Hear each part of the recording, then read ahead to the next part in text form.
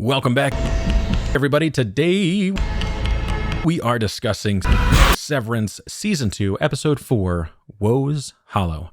The episode begins with winter winds whipping our willed warriors' willies and Helena doing a great job of blending in. Where did you come from? I don't know. This episode was another spectacular addition to the series, but will forever make me hate people that somehow get answers back from screeners@apple.com. That is screeners@apple.com. apple.com. The biggest thing on my mind for the start of this episode is if it is real or not. I sincerely do not know if it is outside and they really just walked outie Irving to the middle of this frozen lake by himself and then switched over to his innie self, or if we're seeing some perspective changing commands in the team building space that PD made note of while reintegrated down here.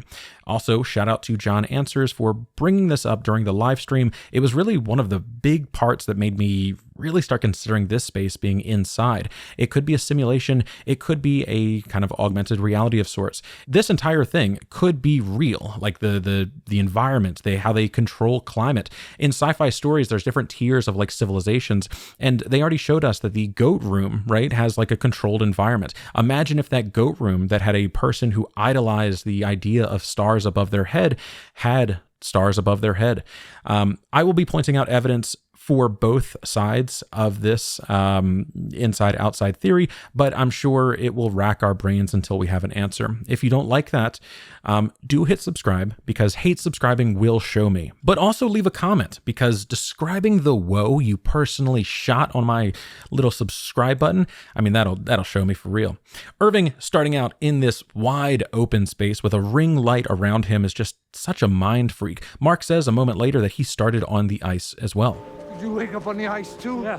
What about you? But really, the only thing that I want to highlight here that I really feel confident could be something is that they don't wake up together for the same mysterious reasons that Lumon does not want them entering or exiting the office together. Yeah, they stagger the entries too, so we don't meet on the outside. It's important, apparently. This is never explained further, but with the information provided last episode where we learned that it's all about altering the brainwave frequencies from innie and outie, and the fact that we know that it is networked and has some kind of remote capability, I think both the reason they make them go up and down solo and the reason that they make them go all the way out here for the switch is because they don't want the signal for one worker to be received by another. Not saying the personality of Irving could end up in Mark, though I'm also not throwing that off the table entirely, but because it's all over the same frequencies, as in Wi-Fi signal, that's why we have like different channels in Wi-Fi, it could be hard to pinpoint which receiver should be getting the levels, and having them all together for the elevator ride might cause some issues. I think it's ultimately why they start off in the middle of the frozen lake, and I really need you to picture me as like a tiny monkey with a chef hat about to put a finishing touch on a French pastry. But the reason that Mr. Milchick makes Irving go away from everybody else before they switch him back later on is likely for this reason as well. Walk into the forest. All theories, of course, but this may be why they start out in the middle of the open here with this little ring around them. What's happening? Where are we? I have no fucking idea. This interaction is so funny to me because it's like, why is the cliff better? like what exactly do you want me to come up there for? He eventually does make his way to the shoreline and then starts climbing the path that Mark found off screen. He sees Helly appear out of nowhere, and of course it just makes herself seem so suspicious. Where did you come from? I don't know. What about you? On the cliff. Dylan then pops out of the woods, and in maybe the weirdest part of all of this, Is it you? this doesn't get addressed in this episode, and I don't think it will in future episodes, but I'm hesitant to think too hard about this comedic introduction, but I'm gonna anyway. What is he running from? Did he stray off course and get some spooky ooky before we saw it? Was this just a fun way to show him panicked?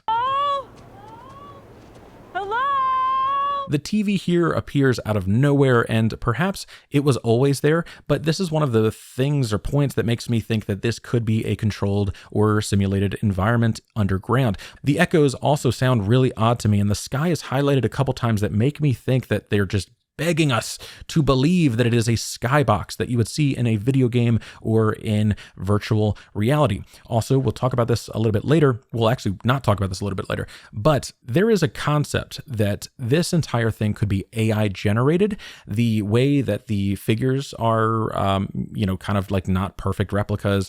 There's like not strong facial features. It's like the AI can't do it. Also, the fact that Dieter Eagan is an anagram for AI generated.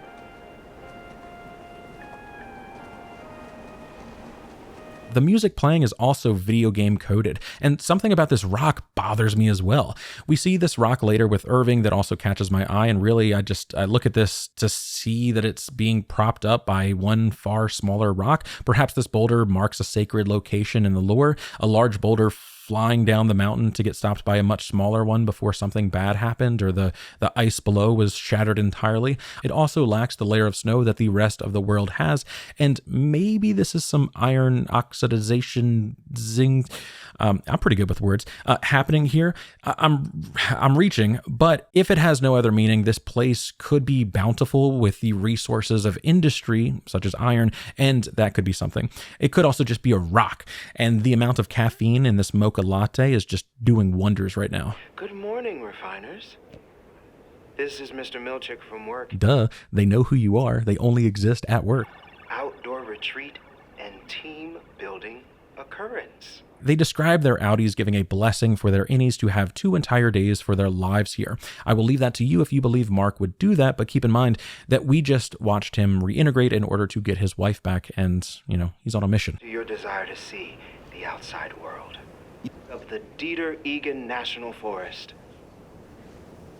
Who the fuck is Dieter Eagan? Hey, we've seen this name before, and this episode reveals this man is Kier Eagan's brother, and while we'll talk in length about the stories and if Kier really had a twin brother or not, consider that this sign that we see in the real world does acknowledge his name openly in a town owned and controlled by the Eagans. So regardless of the stories and twisted moral tales, I do think, in fact, the twin is real. I'm sorry, Vanity, your efforts during the live stream were great and profound, but read the sign. Dieter Eagan. Some of you may be quietly yearning to learn more. The 4th appendix, written in the final hours of Kier's life, that is so taboo, that is so forbidden for the innies to read. Just more proof of them controlling the narrative and acknowledging the working class is literally too stupid to have access to information. This mirrors some sects of religion that believe their flock should not read the word of God directly, but should receive it through the wizened mouths leading churches. But the point is, they will be heading to Scissor Cave to learn the history in this place that Kier tamed the 4 tempers. It's wild, and I'll be honest, I freaking love this. It's a crazy thing. It does make me look at this place in the same way that we looked at Kier's home being built underground, as it was all about the founder in the exact same way that this environment was. Again, the goat world is even more impressive, but lacking the simulated skybox, so this man could have some nighttime gazing between grazing. Imagine how productive he would be if he actually gets that. Now that we're seeing more freedom afforded to the team, this also reminds me of the goalposts being moved during Irving's early days. Mumble, grumble. These perks are so out of hand. When we process a file in the old days, they'd shake our hand and fill up the creamer. Dylan was ultimately working for a waffle party here, and I talked in season 1 about how eventually the kitchenette could come to have a waffle maker, and then they would work their butts off for a pizza party, which in years following could be commonplace as well. The very same grotto where Kier Eagan tamed the 4 tempers for the very first time. Scissor Cave is also interesting. It's about severing something, splitting one thing in 2, being cut to heal also comes to mind. It could also be hinting that Kier was a gay woman. Stray not from Kier's path, lest you royal nature's wrath. This is one of those moments where my ears perked up.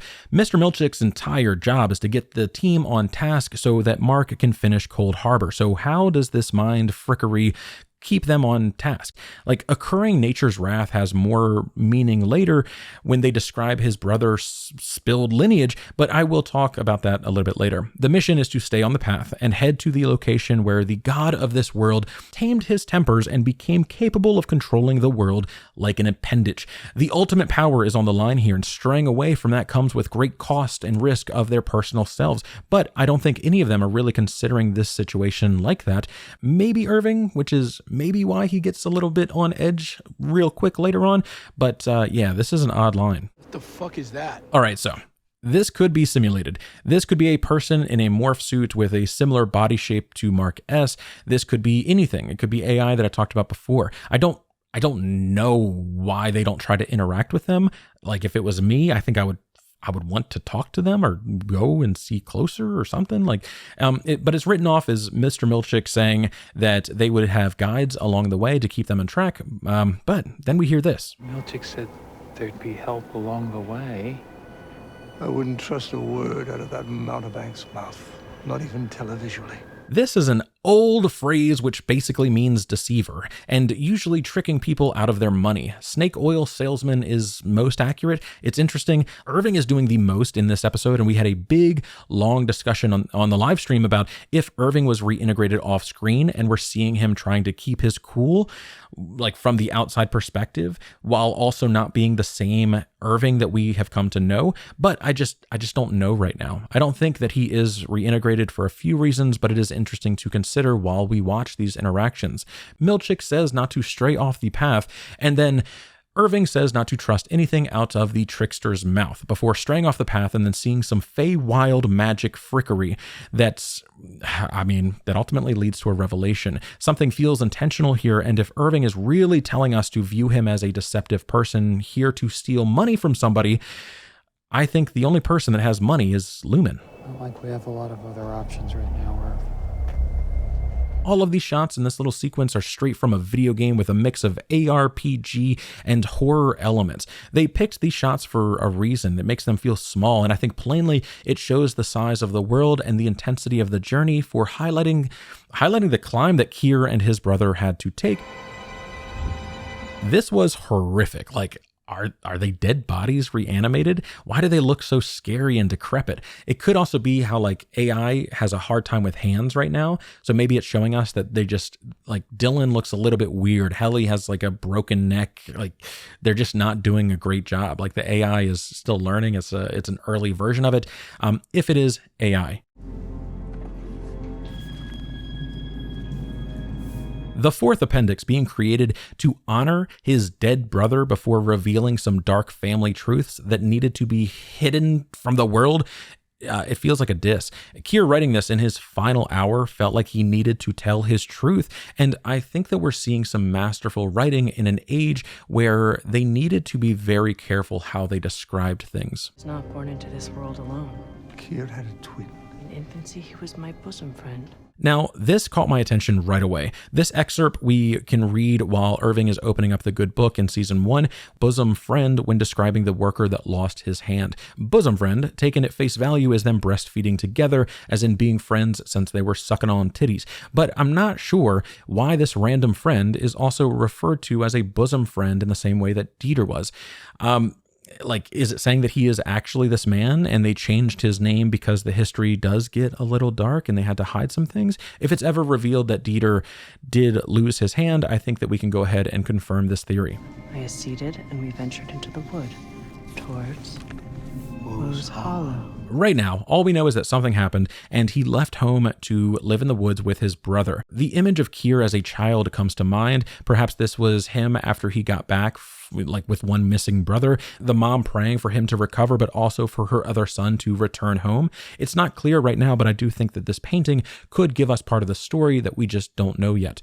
I'm curious what prompted them to rebel in such a way that they needed to leave mom and dad behind, but it feels like Dieter was kind of a problem child and he convinced Kier to run away from home as well. But again, all of this is from the perspective of Kier, so we don't really know. The text on screen is then read by Irving as they walk and talk, and oh man, something about this and how it was written just feels so icky.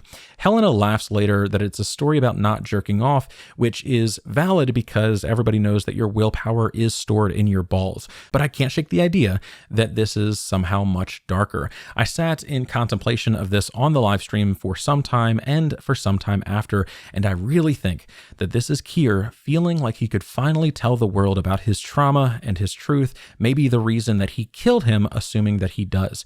Keep in mind, this is a theory. The surface level is that Kier wrote a story about masturbation as a tall tale to describe why they needed to be disciplined and to describe for every person in his family after that why it is important to focus up, to lock in, to have some kind of discipline in your life, or you will suffer the consequences of not.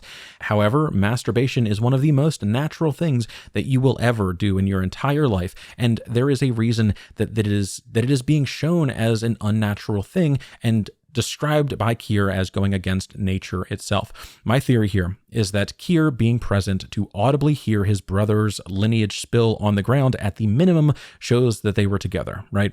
He describes his brother getting up late at night to do this regularly, creeping into the wee hours of the night. He did this with an intense rhythm that became part of the noise of the forest, as if becoming part of nature itself. The sounds merging could also hint that Kier was trying to drown out the noise, but the word fervor gives us a passion behind this act that he does continually. He gets up in the wee hours of the night and does this thing, and he is describing a single event in which something stood out about it. Something was different. Something happened in the flora. Describing masturbation as having thrusts is not typical to my experience, but my buddy admitted to the friend group recently that he gets into a standing power stance to jork it, so maybe I'm just a quiet baiter. I just don't really know if it's about jorking it like Helena jumps to insist later on. Like, she is adamant about this, and there's like, it is what it is, and we move on. The moaning is interesting, right? Like, why describe it like that? Why would he be doing that? Nothing about this is so apparent that a sexual assault happened, but later Dieter dies. And it's not described as something tragic. It's described as him going against nature, such as a sexual assault like this. And then the brother watching him die with no indication to his emotion or how it's making him feel, and it lasting so long that he went to hide from the screams by the waterfall.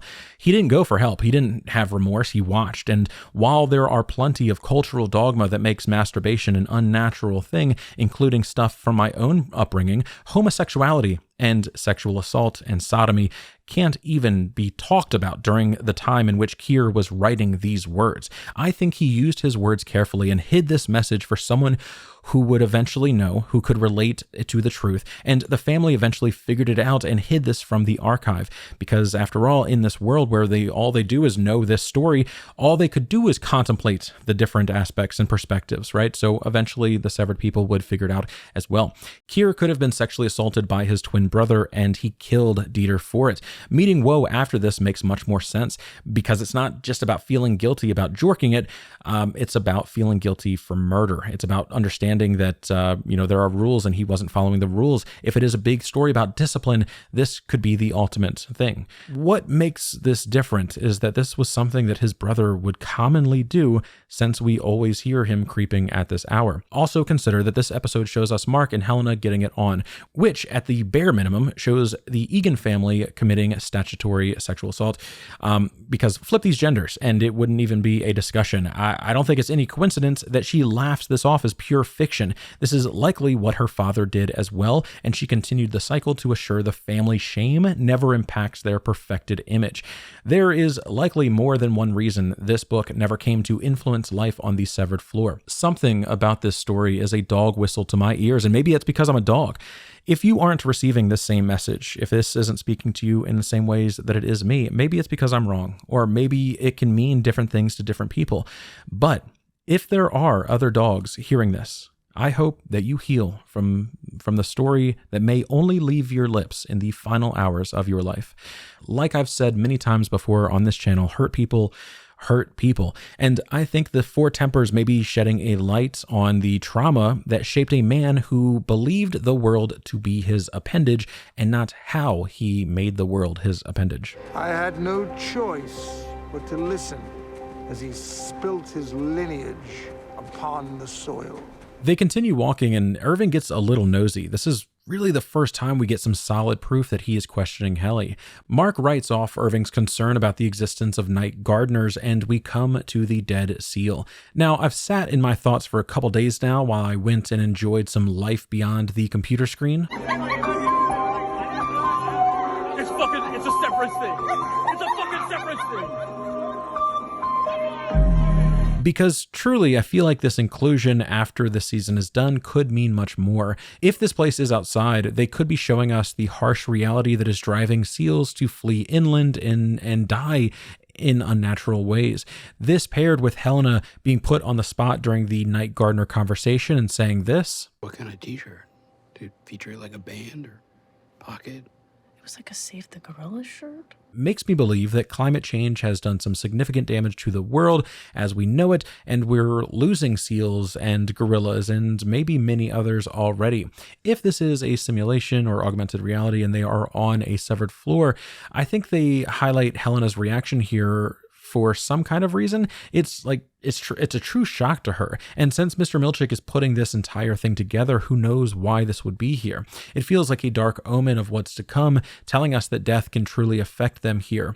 I tried to look at the symbolism of a dead seal, but I don't really think anything sticks out in that regard. Seals are native to this region of the world, as well as others, which aligns with the large, flat, open land that we saw with Miss Cobell last episode, and the painting here that we see in this episode that many people believe represents the Great Lakes. And Interstate 75 runs through this area. So it feels like we could really say for certain that this is where they own and operate from. Of course, it's not going to be anything big until it's revealed. It's still a pretty large area, but it does seem like the Canucks could be to blame for the next world takeover. It's interesting that they know what a seal is in general, but We should eat it. Irving is a real one, of course. We don't know what this is. We don't know anything. Irving. For the theory that Irving is reintegrated before this episode, this part just screams for inspection. It's like he doesn't know what to say or do as an innie, so he just screams, "We don't know anything." Then Mark says that he had a bad experience, and Irving calls Dylan a dumbass.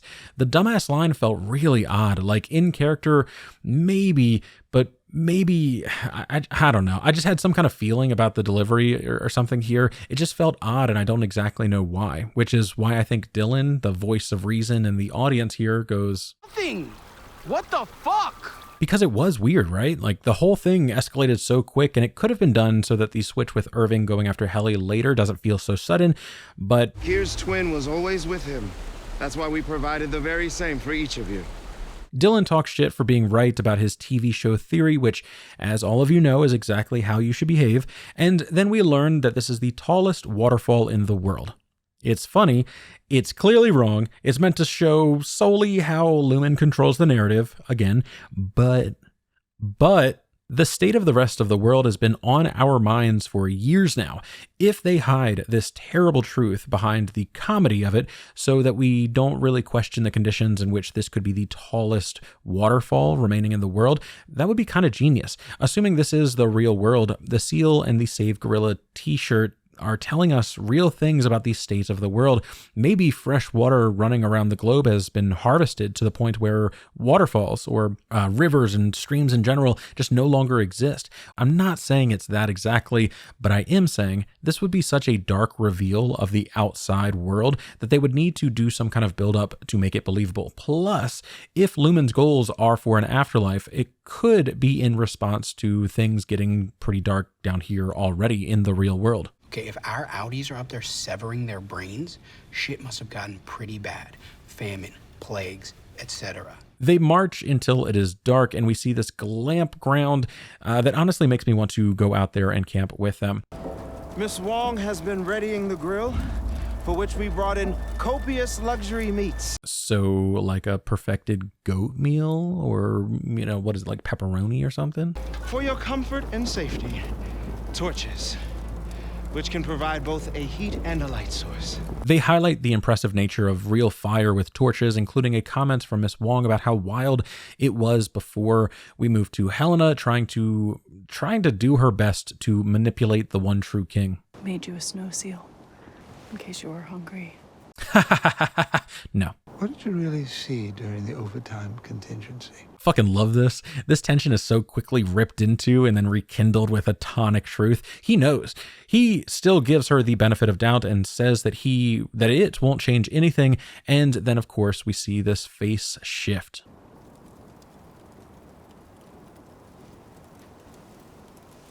Okay. Yes, look at this. Give these people awards.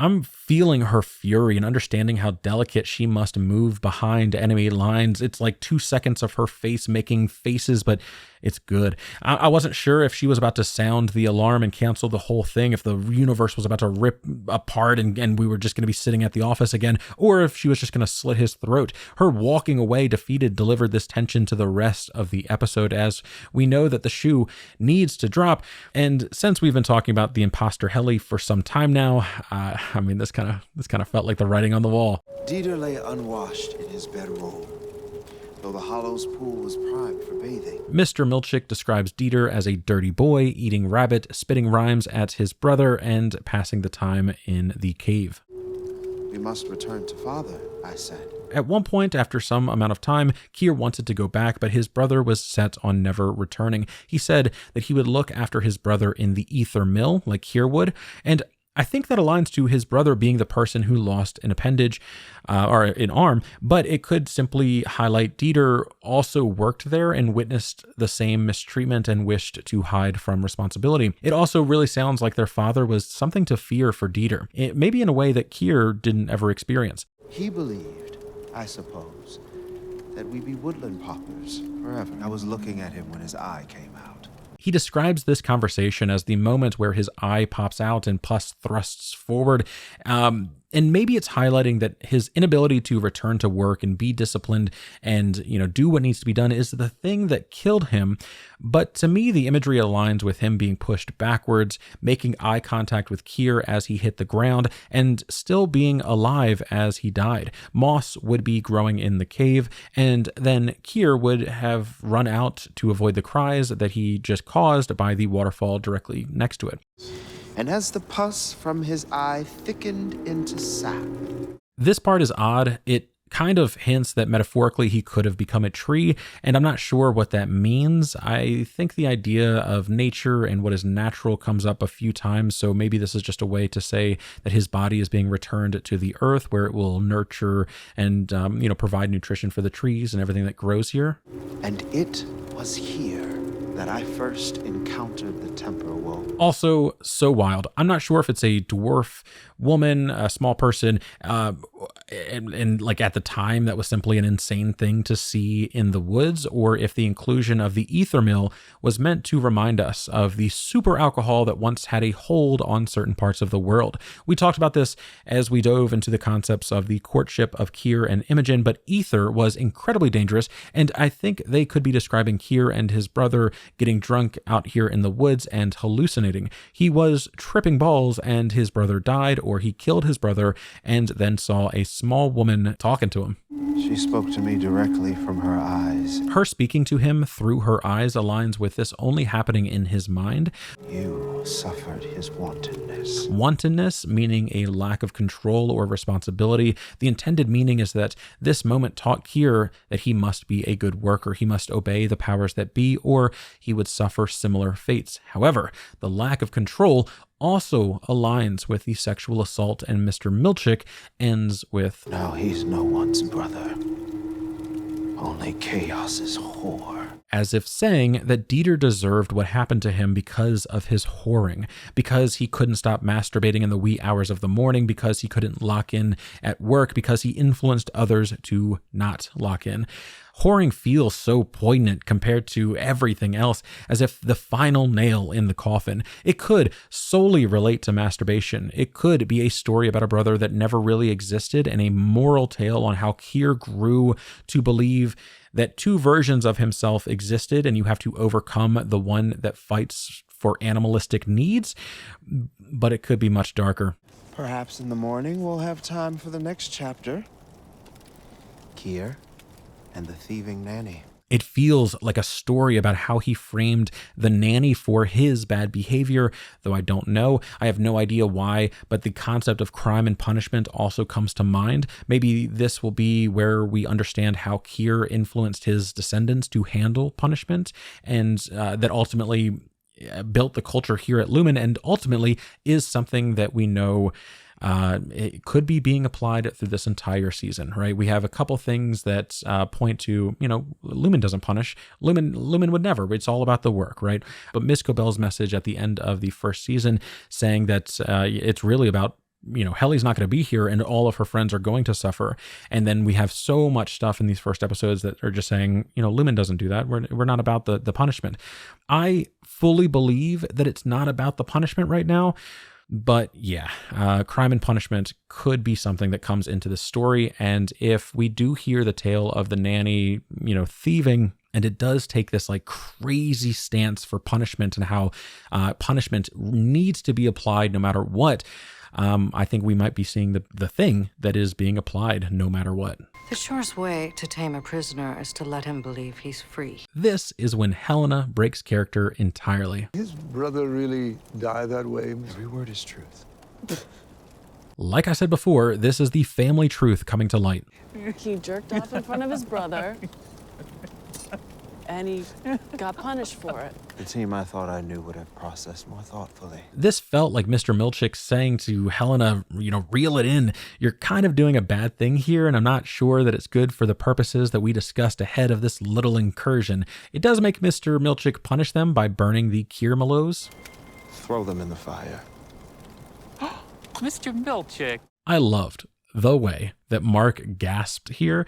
They are clowning on Mr. Milchick, and it is Helena's fault. She is being Dieter, influencing Kier or the others in general to not be disciplined. What do you think his dick turned into? Then Irving gets to the core of the problem. It isn't funny. And stop making goo-goo eyes at her. You know what? I agree. It's about to be Valentine's Day. I'm going to be single. I agree. No more of this. Just tell us, Helly. Then it's out right in front of everybody. He wants the truth. Mark defends Helena. So let me be the first or the 13th to say I was wrong about Mark knowing anything. He had no clue and was truly blindsided by love from the start of the season. Using your pupils to make love to her while your outie's wife rots away somewhere. Hey! It's painful. There are so many emotions, so much hurt. Irving is attacking people he doesn't want to. He wants to know the truth, but cannot stand idle any longer while he knows a lie could be affecting them even now.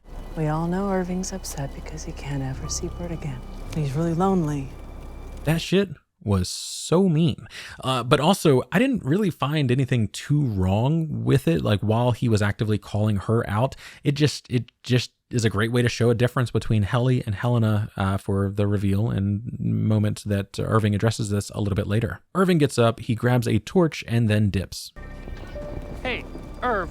Fuck you all! There are a few things in this episode that really make me wonder if Irving was conditioned to do some of these things. The idea of death being introduced with the seal, the torch being highlighted as this like amazing multi-purpose tool. I don't really have strong convictions about that, but I do want to add it and put that into the atmosphere. The story also introduces the idea that the people in your camp aren't to be trusted, that those are the ones that will ultimately have to go down in order for you to tame your tempers. Something just feels a little odd, even more so that it leads Irving to seeing some real hidden truths a little bit later now that we are on this path. The marshmallow burns into a skull, which is also cool because, skulls are cool. Probably carrot. Mark comes in spitting some real game, and it eventually leads to Helena getting his carrot. They talk about the interaction that just happened and how Mark can make goo-goo eyes at anybody that he wants, and they make some small talk and decide to knock boots. While that is going on, Irving is walking away from the path and dealing with the repercussions of not listening to that warning. Mr. Milchick! The lighting of this lovemaking is devilish. B. Riley O'Connor brought this up during the live stream, but it's like they're in hell for this. Her being on top also highlights that she has the power in this moment, which is everything that we need to know. Mark S. wanted to have sex with Helly R., not the stranger that currently exists inside of her body and manipulates all of them. This is sexual assault. And since this is fictional and could never happen, I hope that we don't need to debate the exact verbiage of any of this, of what's happening here, because I can see that getting out of hand really quick. We should all acknowledge that this is not consent at the bare minimum, and sex without consent is kind of sexual assault there, right? In fact, Helly being on top is to highlight her power, meant to remind us that she is the ultimate power here, sleeping with someone who has little to no power at all. Mark may feel like he is consenting here, but much like the decision to sever at all, nobody could ever properly consent to such treatment because they don't know and cannot educate themselves to any degree about what is allowed or accepted. Since they are essentially slaves, I would like to invoke the imagery of southern plantation owners having slaves and the daughter or, son or anybody, family members or, wife, sleeping with them as a sex toy, as property, right? Only to then regret it later and then tell daddy to get rid of the problem. If Mark was black and the slavery concept was further fleshed out, I feel like this would be much more obvious. But the point is that while this was happening and while you were in the present perspective of atrocity, it's not always that obvious. We talked before about if she was disgusted by Mark, and this really feels like it could be saying otherwise because she does open up, but consider the lack of humanity that Mark will suffer should he finish Cold Harbor. She tasted the forbidden fruit, and at some point it will be time to hide her shame. However, pregnancy is also a big story concept, and every single time you see people puckering up, you should keep in the back of your mind that it would be kind of bonkers if this one single act led to the creation of life, and what implications could come with that. For me personally, I don't know how that would change things, but season 1 had a ton of foreshadowing about pregnancy and lineage, so Helly starting her family line here with a severed employee could mean quite a bit. Perhaps she just doomed herself to be the family member that broke protocol and doomed all of them in their sacred bloodline. Or maybe she is the innovator that switched things up and unlocked the secret to their master plan, assuming she would be the first Eagan to do this and get pregnant in this way, which we just don't know. I have to imagine if the idea of sleeping with slaves is something that they are highlighting here, there is likely a power dynamic that has existed in this wealthy elite class that has done this and used this resource as far back as they possibly could. Who knows how many people have suffered, and this was something that we talked about in season 1 when we do learn that there was a pregnancy that happened with a severed individual, and the implication is there, right? Her being pregnant could be super interesting if written well. Also, Lumon knows about their attraction, and leaving two lovebirds together for 2 days of an orc bow does seem like it could only lead to one thing. Irving then gets to this rock, and I don't know why, but this also feels important. Similarly, no snow on top of it. It's perfectly smooth, as if meant for someone to sit or lay here, or it was carved for this purpose of chillaxing. And I wonder if Irving is straying from the path that Kier walked or perfectly following it.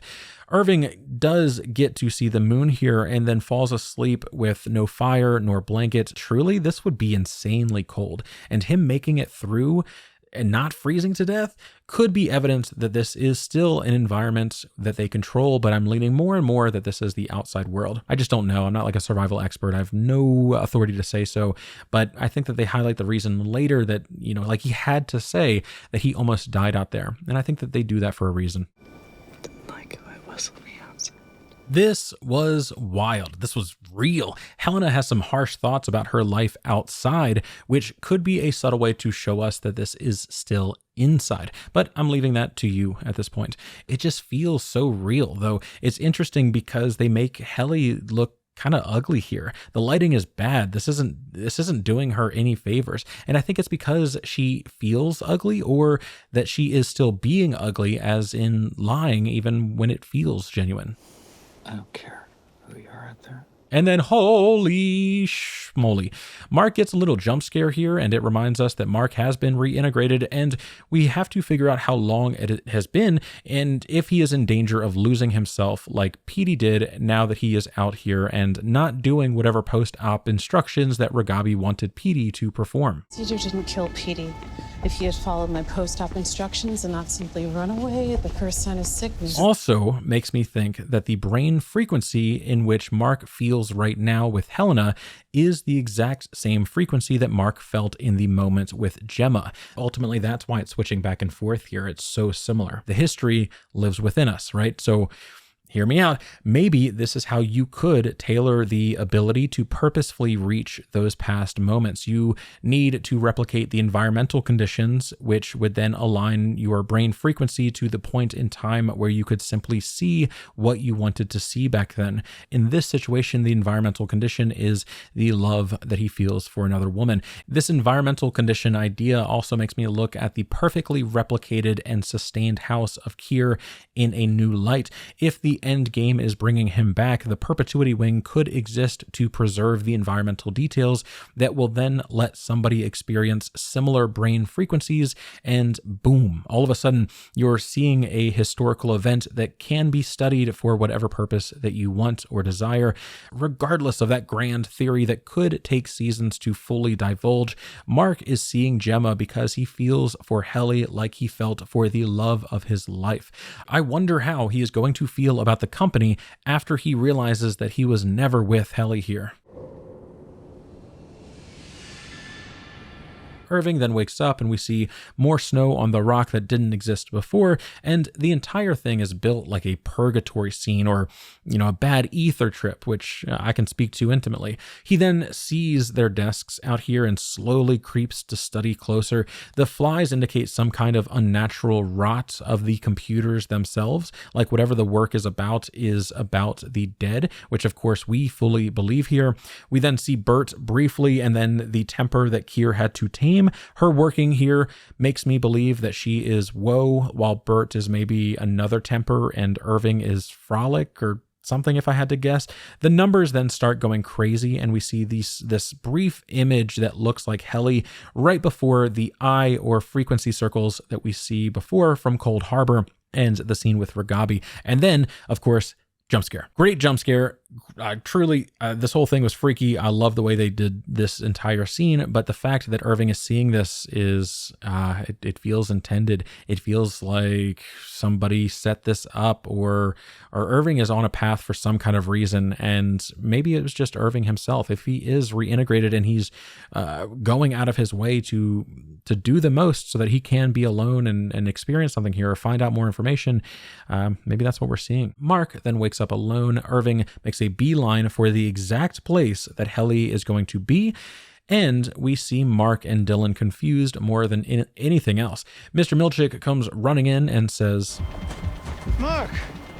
Dylan, what's happened? Something about this feels so fake. Like, what do you mean, what happened? Lumon is either listening or not. Why does he not know? Is this showing us that he knows more information that he's letting on and he's lying about it, or that he really is botching this entire promotion? After all, Miss Cobell told us, Milchick must go. He's not equipped for the task. It's not clear why Helena is out here reflecting on the story that she believes to be nonsense, but I think it's because she knows some part of it is not nonsense. Hey, kid. Irving wants to know why she is down there, which I think is why we should also consider why she is down there. I also think the "Hey kid" comment here is maybe just baiting the "what's for dinner" response that Helly would have known by this point. Maybe her not giving that response is just another sign for him to say that he is certain about what he's about to do. What you said to me last night? It was cruel. Helly was never cruel. Such a great moment as she is terrified that her truth is being revealed, and my God, yes. Mr. Milchick! No. Come on. No! He is speaking with some divine truth, and I have to imagine that Irving witnessed what he did for reasons other than sometimes weird shit just happens. It feels planned, like some psyop to make him see the truth happened throughout this episode, or maybe before it as well. The buildup for the Helena reveal was there, and we've talked about it since episode 1 of this new season, but yeah, Irving had an experience that mirrors Kier, or could mirror more of Kier's story and journey than we're actually being shown, and Milchick designed this entire thing so that they could learn about their founder. Milchick, the betrayer, is still largely on the table for me when it comes to theories. What are you doing? I'm gonna kill her, Mr. Milchick! The team arrives, and then we see the foreshadowed pineapple bobbing. She's not Helly! She's in Eagan! Turn her back! God damn it, stop doing! Irving figures everything out, and we hear Helena know Mr. Milchick's first name that was highlighted as something that they should not know last episode. The importance of that scene we talked about coming up in the future, and I'm glad that we got this grand moment for exposing Helena. Yes! Do it, Seth! The way he delivers this line, oh, goosebumps. Like, John Turturro is so good. It's Milchick. Remove the Glasgow block now. The Glasgow block is removed, and we learn another one of the protocols that they have to remotely interact with the innies and outies. A man named APOC has reached out to me on Discord to point out something very, very interesting. Virtually what happens here with Heli is the same exact thing as the OTC protocol, which we know is something that happens and is designed for the outside world. So why is the same interaction essentially being shown to us with a different name? It could be evidence that this is happening on the inside, and the Glasgow block is essentially the same thing, but it's for the inside. It behaves in the exact same way. So why OTC when they're outside, and why a new term in this area that could theoretically be inside? This also means that Heli's perspective of the finale was being pushed off stage by Natalie after telling the world the truth, talking her shit, and then waking up being drowned by Irving. Then, my goodness. Irving B, stand! Irving gets fired, and the nature in which Milchick speaks here about the finality feels like this is a proper firing. Just remember, hang in there. Dylan lifts up his hands slightly, and it's to highlight that we don't know what this means. This wasn't a recurring thing. It was a poster in the new break room that showed Dylan being the hero that wasn't really ever addressed. It feels like it's just telling Dylan to stay strong for, the uncertain nature of what's to come. But if he does know more than we believe right now, Irving could be giving some kind of mysterious message that Dylan will understand in the future, because, again, Irving knows what's to come. Irving is making a grand sacrifice here, and the reason they showed him willing to die in episode 1 because he couldn't be with Bert anymore is so that he could face death in this moment with few reservations, and it makes sense to us. He stepped up to save the team and did so with the ferocity of an angel face to face with the devil. Walk into the forest. Irving walks into the forest, and we hear perhaps the most interesting thing in the entire episode. This is one of those moments where I wish I could play more, and copyright and content ID just exist in a different way that would let me play longer segments without taking all the money from it. But please watch this on your own with the thought of my immortality theory in your brain. Your workspace will be cleared and any personal items discarded. Okay, I mean, that's pretty normal, right? Like, you get fired from a workplace, like, that makes sense. Your file will be purged and destroyed. But the files that we know about them working on are for the company. This has never been like a thing for them.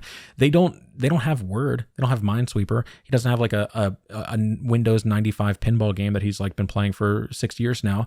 He isn't working on a screenplay in his spare time that he's like being threatened with losing access to because he wanted that one document he wanted to send that in an email one time, and he just kept putting it off, and then suddenly the files were being purged, and he never worked there again.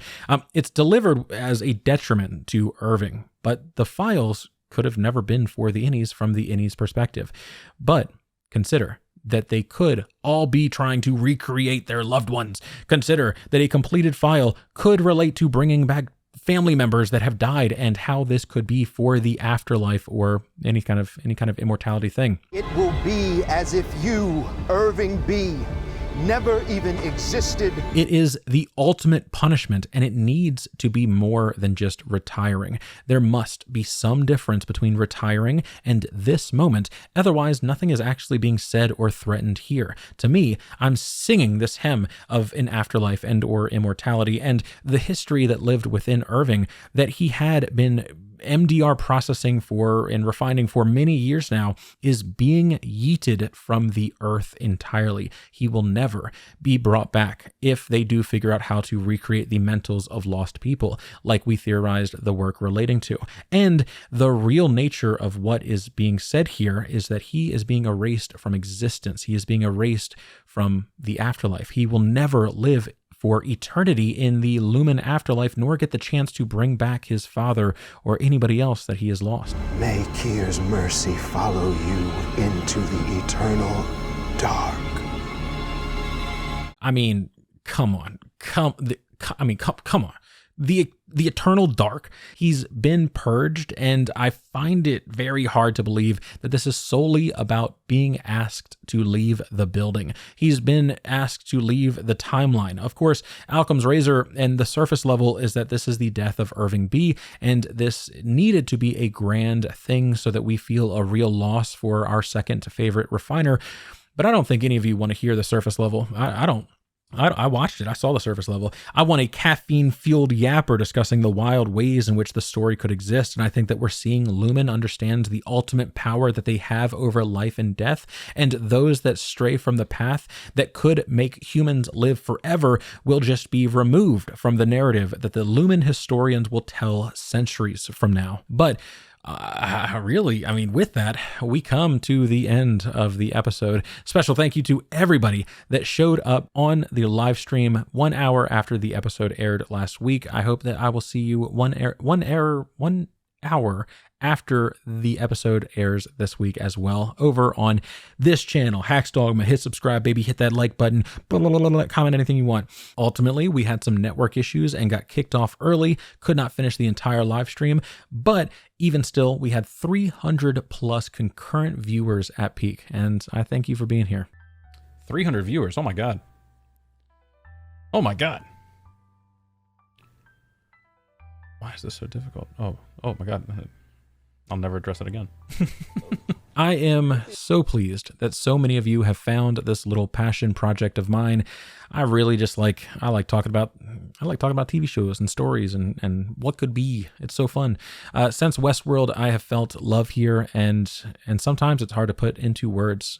Because of that support, I have just signed with a realtor, and I am 3 months away from buying my first home. I am 31 years old, and this is something that I have dreamed of since I was a little boy, growing up in a broken home that existed between the south of Baltimore and a rural pine forest of Texas. I grew up between a dozen homes that have never lasted long enough to create more than fleeting memories, and I dream of a solid foundation to build from for myself and any children that will one day carry my name. I'm trying to break a cycle here, and I hope that this anxious call to action finds your heart. For years, I've put aside money from this channel and from Patreon, and now it is finally time to spend it on something. I have enough for a down payment, though more is always more, and I just need a little bit more help with the closing costs and taxes, really. If you enjoy this content and want to see more, I ask that you give a little bit of your hard-earned money to help me make my dream come true. You'll find a GoFundMe page linked in the description if you cannot donate or simply don't want to. Your views and comments are more than enough. Feel no obligation, and never like you're not a proper fan because you cannot help right now. Feel no need to explain to me why this boundary must exist for you either. Life is long and strange and weird, and I simply want to make this anxious moment a little less anxious if people are willing to help. Consider joining as a member here on YouTube or as a patron over on Patreon. The GoFundMe will run for 2 months and be used solely for the purposes that I described. Higher tiers will include a HaxDogma t-shirt, with the highest tier including an option to be memorialized in a mosaic that I will create in the kitchen backsplash. It could have your username and ultimately just be a little reminder of the people that made my dreams possible. As an analytical mind, you have given me a voice, and as a creative soul, you have given me canvas large enough to create anything that I could imagine. And when I've learned all that I can from these stories that I study, I hope you will enjoy the grand tale that I leave behind. Much love, Refiners, and I cannot wait to talk to you all again soon.